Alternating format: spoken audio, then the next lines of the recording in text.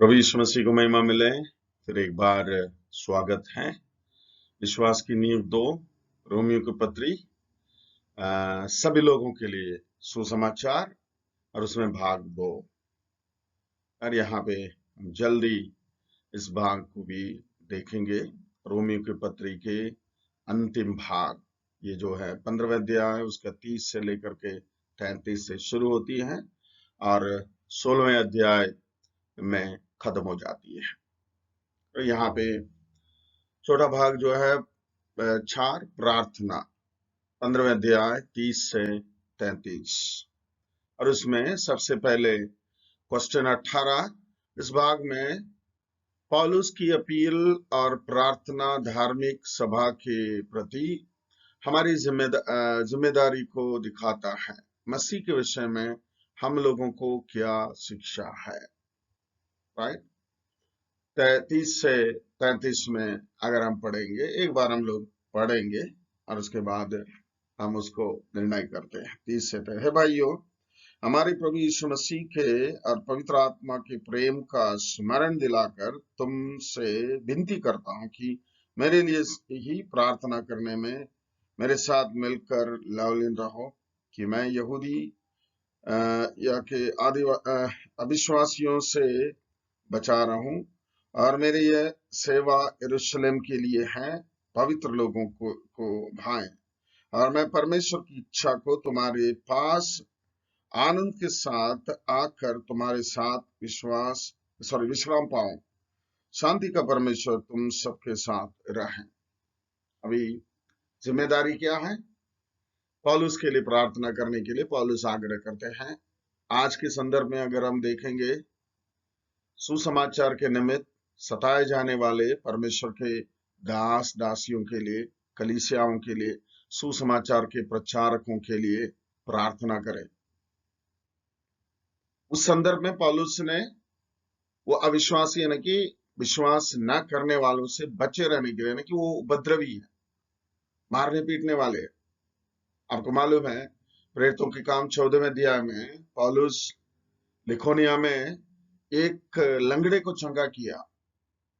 शुरुआत में उन्होंने क्या बोलना है, देव हमारे बीच में आ गए बोल करके पूजा के चीजें ला करके उनके सामने रखें।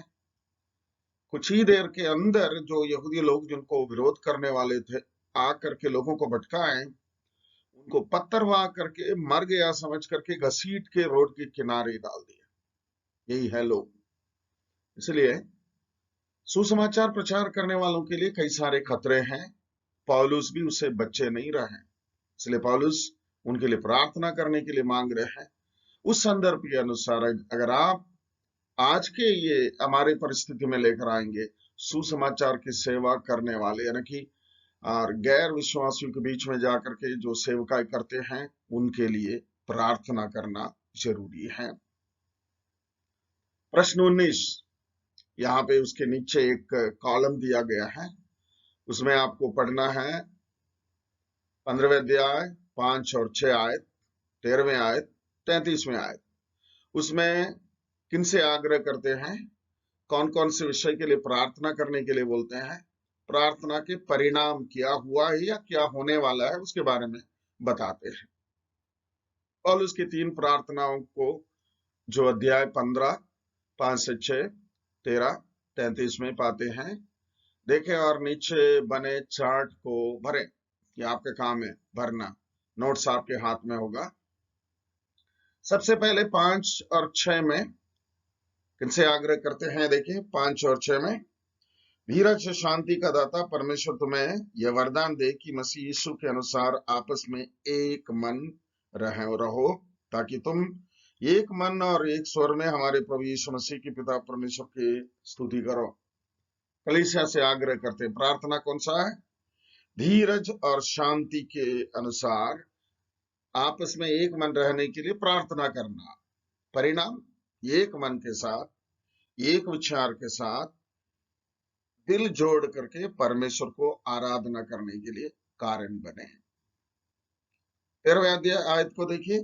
13वें आयत में, परमेश्वर जो आशा का दाता है तुम्हें विश्वास करने में सब प्रकार के आनंद और शांति से परिपूर्ण करे, कि पवित्र आत्मा की सामर्थ्य से तुम्हारी आशा बढ़ती जाए। कौन सा? देखिए यहीं पे देखिए, सब प्रकार की विश्वास करने में आनंद और शांति से परिपूर्ण करने के लिए प्रार्थना करना। और उसका परिणाम क्या होगा? परमेश्वर की आत्मा की सामर्थ्य से तुम्हारी आशा बढ़ती जाना चाहिए। तो मतलब विश्वासी बने वहां पड़े रहो ये नहीं बोल रहे हैं, और कह रहे हैं जिस हद तक पड़े हैं वहां से दिन प्रतिदिन बढ़ते जाने के लिए यत्न करो, प्रयत्न करो। परमेश्वर के अनुग्रह के हाथ तुम्हारे साथ रहेगा। लास्ट में 33 में देखते हैं, और शांति का परमेश्वर तुम सबके साथ रहें, आमीन। ये आशीर्वाद देते हैं, लेकिन क्या है? उससे पहले ये प्रार्थना और परमेश्वर की इच्छा को तुम्हारे पास आनंद के साथ आकर तुम्हारे साथ विश्राम पाऊं, उसके लिए प्रार्थना करो। 4, ये प्रार्थना का विषय है कि शैतान तुम्हारे पांव के नीचे आ जाए। परिणाम, शांति का परमेश्वर आकर के तुम्हारे पांव के नीचे या पैरों के नीचे शैतान को करेगा। अगर शैतान पांव के नीचे है, शांति का परमेश्वर राज्य करेंगे, तो लोग अपना मन खोलेंगे, प्रभु यीशु मसीह का सुसमाचार को सुनने के लिए तैयार हो जाएंगे। जब लोग तैयार हो जाएंगे, सुसमाचार फैलेगा, लोग प्रभु यीशु को ग्रहण करेंगे। इस पेज को पूरा देखिए, सिर्फ प्रार्थना। कौन सी बात के लिए? सुसमाचार के लिए, सुसमाचार के फैलाव के लिए। कौन कौन सी चीज है? एकता के लिए प्रार्थना करना चाहिए, शांति के परमेश्वर राज्य करने के लिए प्रार्थना करना चाहिए, एक मन के साथ चलने वालों के लिए प्रार्थना करना चाहिए, पहले से सुसमाचार सुनाने वालों के लिए प्रार्थना करना चाहिए। कुल मिलाकर के कलीसिया पूरा पूरा प्रार्थना और सुसमाचार की सेवकाई के साथ भिड़े रहें। प्रार्थना के बिना सेवकाई अधूरा होता है। प्रेरितों के काम 4 अध्याय में हम देखते हैं, यहां तक कि प्रेरित लोग सताए गए हैं, मारे गए हैं, पीटे गए हैं। वो सब मसीह के लिए सहते हुए आकर के एक जगह में बैठ करके प्रार्थना करते हैं। आप देखते हैं वे जब प्रार्थना कर चुके, जिस जगह में वे प्रार्थना कर रहे थे उस जगह हिल गया। मतलब परमेश्वर के लोगों की प्रार्थना को देख करके प्रकृति भी उनके साथ दे रहा है। प्रकृति आपके और परमेश्वर के साथ देता है। इसका ये मतलब है परमेश्वर के सुसमाचार के सामर्थ्य में, प्रार्थना में कितना ताकत है, ये आपको समझना जरूरी है। प्रश्न 20 को देखिए, वचन 15वें अध्याय उसका 29 से लेकर के 32 तक आपको देखना है। वहां पे इन वचनों में पौलुस ने मसीह में अपने भाई बहनों से किन आत्मिक मदद और आशीष की आवश्यकता को महसूस किया। आत्मिक मदद और आशीष की आवश्यकता, दो चीजें यहाँ पे महसूस किया है। पहले आत्मिक मदद और उसके बाद आशीष की आवश्यकता। देखते हैं हम लोग 29 से 32 तक देखते हैं। देखिए, मैं जानता हूं कि जब मैं तुम्हारे पास आऊंगा तो मसीह की पूरी आशीष के साथ आऊंगा। आशीष की बात यहीं पे कर रहे हैं। उसके बाद आत्मिक मदद, हमारे प्रभु यीशु मसीह की और पवित्र आत्मा के प्रेम का स्मरण दिलाकर मैं तुमसे विनती करता हूं कि मेरे लिए परमेश्वर से प्रार्थना करने में मेरे साथ मिलकर लवलीन रहो। यह आत्मिक मदद है। पौलुस खुद प्रार्थना कर रहे हैं, उनके साथ लवलीन रहकर ऐरा गैरा प्रार्थना नहीं बोल रहे हैं, कि लवलीन रह करके उनके लिए प्रार्थना करना। क्यों? पर्पस क्या है? कि मैं यहूदिया के अविश्वासियों से बचा रहूं और मेरी यह सेवा जो यरूशलेम के लिए है पवित्र लोगों को भाए। मतलब जिनको परमेश्वर ने चुना है, जिन्हें पवित्र होने के लिए परमेश्वर ने बुलाया है, ठहराया है, उनके लिए भाए, उनके लिए सही साबित हो जाएं और उनके जीवन के लिए, आत्मिक जीवन के लिए वो लाभदायक हो जाए।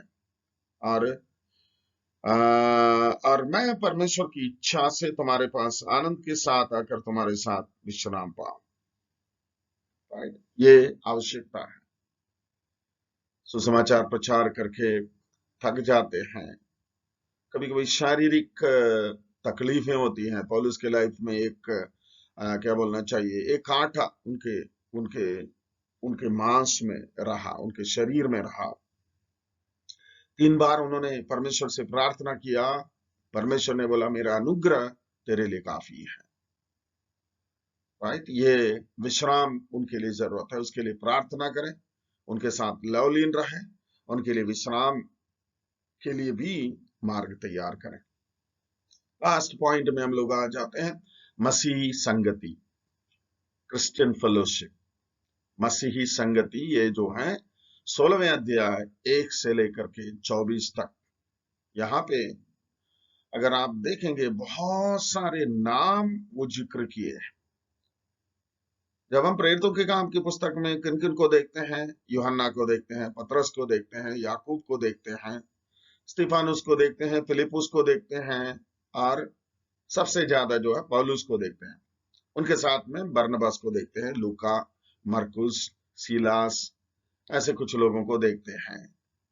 लेकिन यहाँ पे आ जाते हैं 16वें अध्याय, आप पढ़ करके देखिए कितने लोगों का नाम उन्होंने जिक्र किया है जो उनके साथ सुसमाचार में संगति रखते हैं।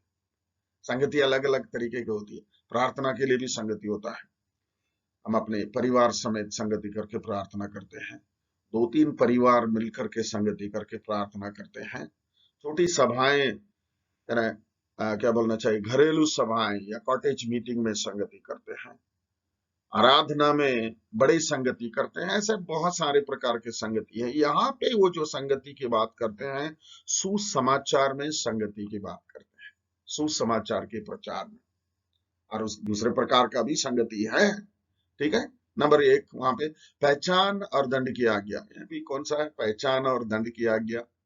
आगे आप पढ़ने से सिर्फ 24 आयत है, आप इसे पढ़ करके देख सकते हैं। प्रश्न 21, उन सब का नाम लिखे हैं जिनका पौलुस ने इस अध्याय में उल्लेख किया और सराहा है।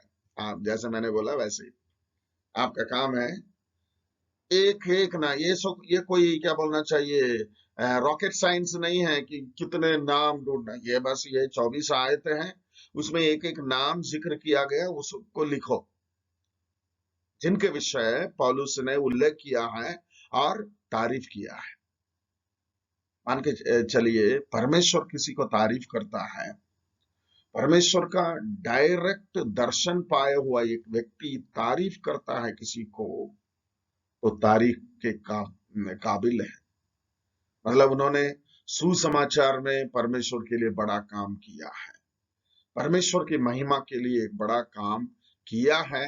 इसलिए परमेश्वर की आत्मा पौलुस के द्वारा उनका नाम लेकर के तारीफ करते हैं। प्यारो, जब हम प्रभु की सेवकाई करते हैं, हमारा तारीफ कैसा होगा मालूम है? जिस दिन हम प्रभु परमेश्वर के सामने खड़े रहेंगे, प्रभु परमेश्वर के सामने यीशु मसीह हमारा तारीफ करेंगे और बोलेंगे, मेरे पिता से आशीषित लोगों। इंग्लिश में मैं बोलूंगा, well done good and faithful servant. ये परमेश्वर खुद हमारा तारीफ करने वाले हैं।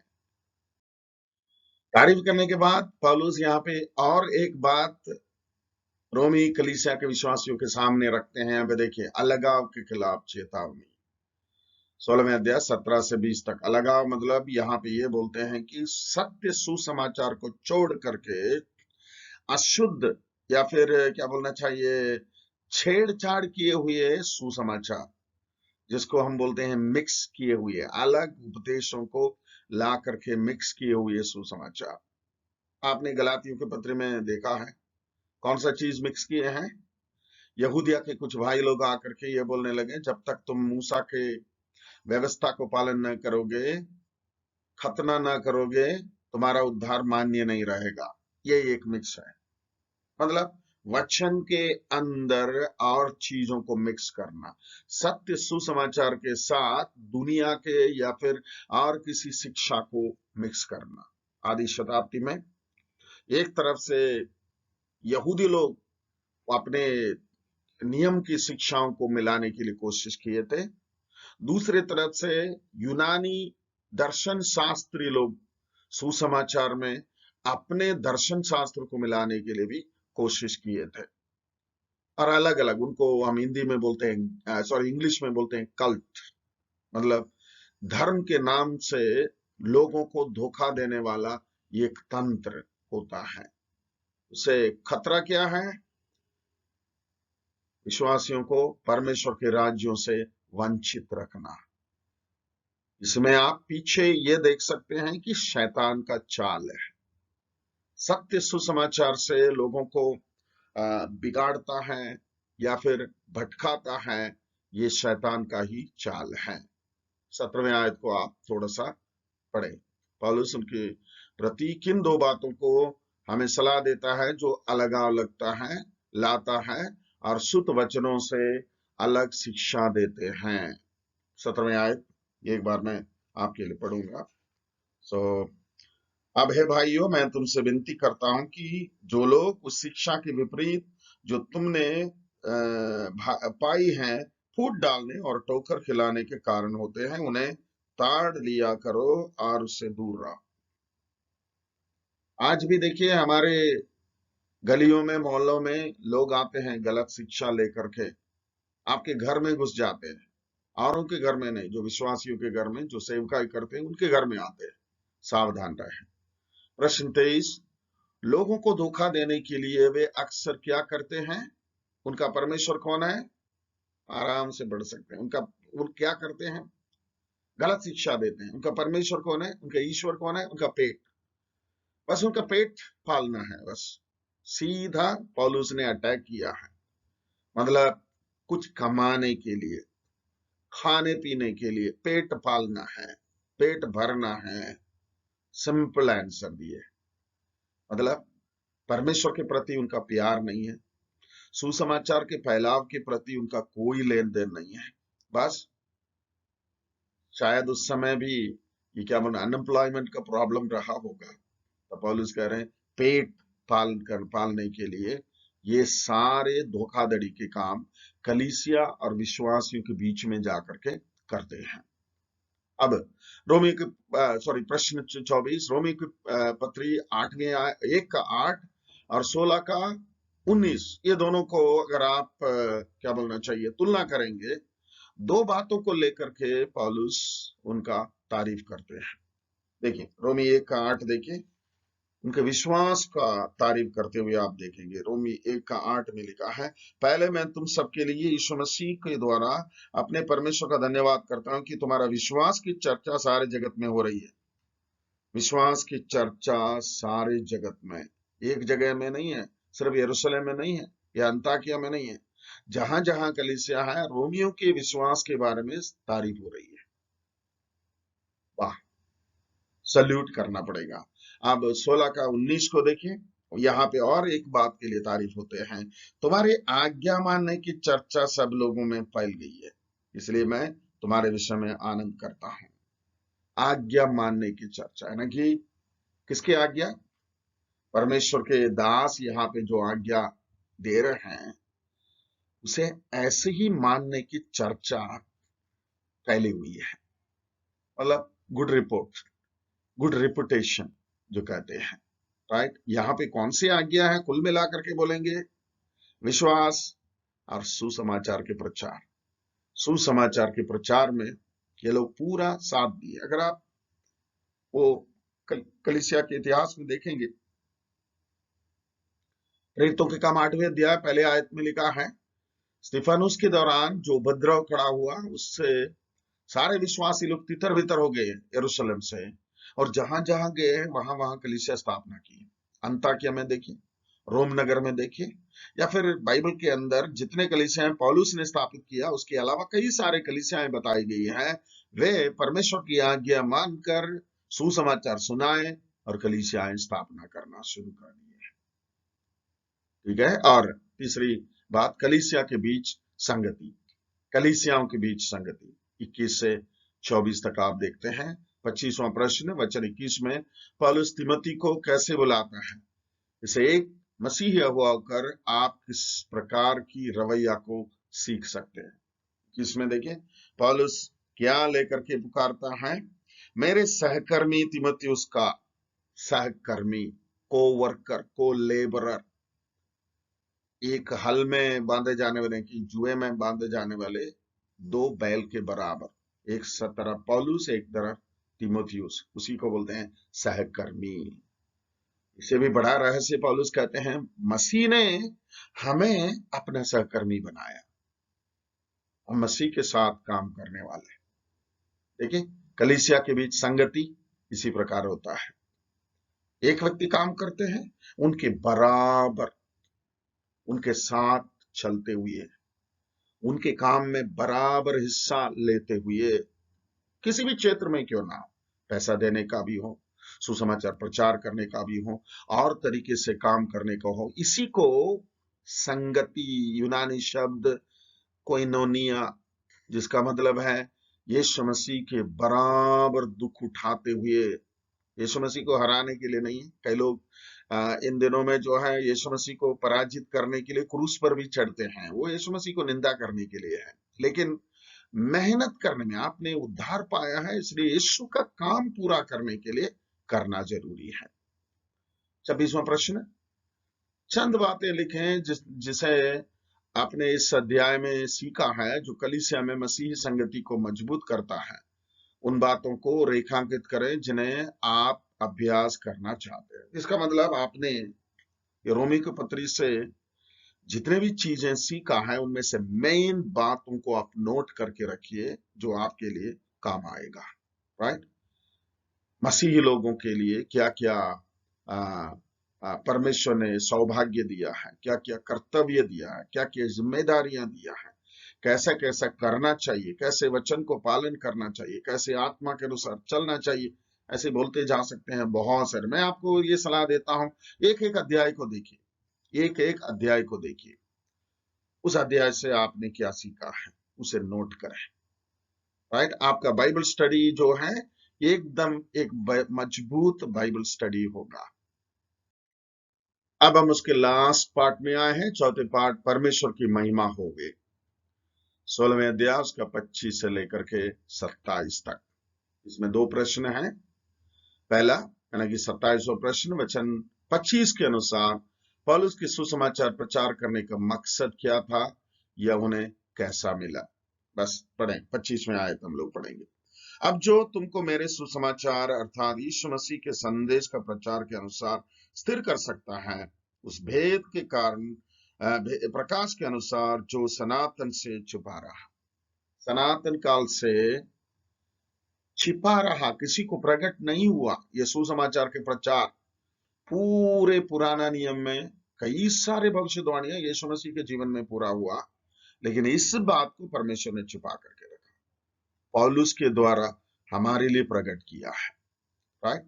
देखिए, पौलुस के सुसमाचार प्रचार करने का मकसद क्या था या उन्हें कैसा मिला, कैसा प्रकाशन के रूप में मिला, रेवलेशन के रूप में मिला। मकसद क्या है? प्रभु यीशु मसीह का उस प्रकाशित सुसमाचार का प्रचार करने का। एक बार और पढ़ रहा हूं, 25, यीशु मसीह के संदेश के प्रचार के अनुसार स्थिर कर सकता है। ना कि यीशु मसीह का संदेश कौन सा संदेश है? यीशु मसीह मारा गया, गाड़ा गया, तीसरा दिन जी उठा। ये तीनों बात का अर्थ है संदेश, जो एक व्यक्ति को पाप के अंधेरे से उठा करके परमेश्वर के राज्य का वारिस बना सकता है। इसलिए इस रोमियो के पत्र पहला अध्याय उसका 16-17 में पौलुस कहते हैं, सुसमाचार से मैं लज्जाता नहीं हूं, क्योंकि उद्धार पाने वालों के लिए वो परमेश्वर का सामर्थ्य है। 28वां प्रश्न नीचे दिए गए कुछ चीजें ना कि इस पर इस तरफ 4 पॉइंट, उस तरफ 4 पॉइंट, ये आपको मिलाना है। Match the following. मैं नहीं बोलूंगा आपको, ये बस ये 25 और 26 दोनों आयत हैं, दो आयत पढ़ करके 4 पॉइंट आपको मिलाना है। ठीक है? 4 पॉइंट है, एक दूसरे से मिलता है। राइट? 2 आयत है, सिर्फ 2 आयत के अंदर है ये, थोड़ा सा ध्यान से सीखना पड़ेगा। आप पढ़ें, आप अपने लिए करें प्लीज। सारे बातें हम बोलते रहेंगे, सिर्फ ये छोटे से छोटे बातें बोलते रहेंगे तो आपका यानी कि, क्योंकि पूरा रोमियो के पत्र आपने सीखा है, इसको बस 25 और 26 मैं एक बार पढ़ूंगा लेकिन बोलूंगा नहीं, आपको भरना है। देखिए 25 और 26। अब जो तुमको मेरे सुसमाचार अर्थात यीशु मसीह के संदेश के प्रचार के अनुसार स्थिर कर सकता है, उस भेद के प्रकाश के अनुसार जो सनातन से छिपा रहा, परंतु अब प्रकट होकर सनातन परमेश्वर की आज्ञा से भविष्यवक्ताओं की पुस्तकों के द्वारा सब जातियों को बताया गया है कि वे विश्वास से आज्ञा मानने वाले हो जाएं। बस ये है, इसमें से आप मिला है। ओके, हम अंतिम भाग में आ रहे हैं, यानी कि कंक्लूशन के भाग में आ रहे हैं। रोमियो की पत्री में पौलुस पवित्र आत्मा से हमसे बात किए हैं, राइट। सिंपल 2 सेंटेंस में अगर मैं ये बताऊंगा, हम अन्य जातियों पर परमेश्वर ने अनुग्रह किया है, हमारे पापों को नहीं देखा है। जब हम पापी ही थे तब मसीह हमारे लिए अपना प्राण दे देकर हमसे प्रेम किया है। हमारे पुराने अशुद्धता, पुराने गंदे हरकतें जीवनों से हमें बचाया, हमें अपना संतान बनाया, परमेश्वर के राज्य का वारिस बनाया, और आज हमारे हाथ में एक सुसमाचार का संदेश दिया है। कुरिन्थियों की पत्री के अनुसार पौलुस जो कह रहे हैं, कौन सा है? मेल मिलाप का सुसमाचार हमें दिया है। इस सुसमाचार को आप वो जो एक थोड़ा जिसने प्राप्त किया वैसा गड्ढा खोद करके उसको गाड़ सकते हैं, या फिर 2 और 5 जो प्राप्त किया है उनके अनुसार आप इसको लेकर के व्यापार कर सकते हैं, कई सारी आत्माओं को जीत सकते हैं, राइट। आत्माओं को जीतने के लिए काम करें, मेहनत करें, परमेश्वर आपके साथ रहें, आपकी सेवकाई को सफल सेवकाई बनाए, आप परमेश्वर के लिए एक बड़ा ज्योति के समान चमके, प्रभु आपके साथ रहें। Thank you very much.